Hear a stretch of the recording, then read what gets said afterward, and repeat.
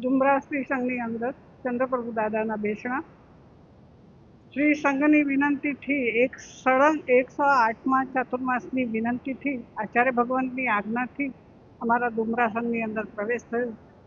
આજે ગુરુ પૂર્ણિમાનો દિવસ એટલે એક મહાન દિવસ છે. મોક્ષનો જોડાણ કરી આપનાર ગુરુ ભગવંત છે. જીવનની અંદર ગુરુ વગર બધું નકામું છે. ભારતની સંસ્કૃતિની અંદર પણ ગુરુની મહત્તા બતાવે છે અને જૈન ધર્મની અંદર પણ ગુરુની મહત્તા બતાવે છે.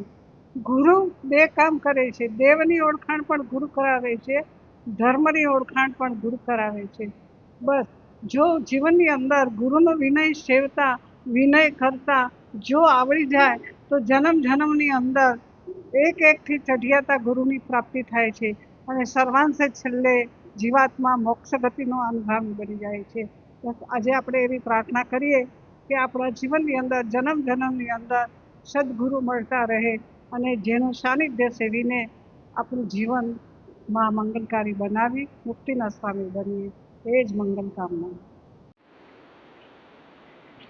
આજે આ ગુરુ પૂર્ણિમાનો પાવન દિવસ છે આપણા બધા માટે, અને અમે તો સૌ ડુમરાવાસી એટલા ભાગ્યશાળી છીએ કે આજે અમારા સળંગ 108 ચાતુર્માસ પ્રસંગને દીપાવવા અમને બીજી વખત અમારા પ્યારા ગુરુજી, વંદનીય ગુરુજી જય શ્રી પદ્મગુણાશ્રી મહારાજ સાહેબ આદિ 4 ઠાણાઓનો સાનિધ્ય પ્રાપ્ત થયું છે. એમની નિશ્રામાં આજે ગુરુ પૂર્ણિમાના દિવસે સવારે સૌએ એમને વંદન કરી અને એમના ધર્મ લાભ મેળવ્યા છે.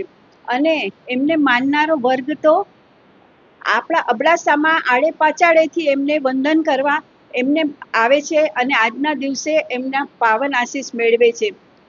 આવા ગુરુ મેળવીને અમારું ડુમરા ગામ ખરેખર આજે ધન્ય બન્યું છે. બસ ગુરુજી સૌને, તમારા જેટલા પણ ભક્તજનો છે બધાને તમારી કૃપા વરસાવતા રહેજો, આશીર્વાદ વર્ષાવતા રહેજો. અને અમે તો એટલા નસીબદાર છીએ ગુરુજી કે અમે 4 મહિના સુધી આપની વાણીનું ધર્મપાનનું રસ કરશું.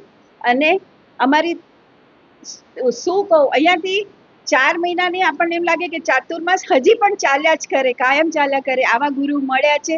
ખરેખર આજે આ ગુરુ પૂર્ણિમાના અવસરે હું ગુરુજીને ભાવપૂર્વક વંદન કરું છું અને બસ સદાય આપની કૃપાનો ધોધ, આશીર્વાદનો ધોધ અમારા સૌ પર વર્ષાવતા રહેશો, એ જ મારી ભાવ વંદના.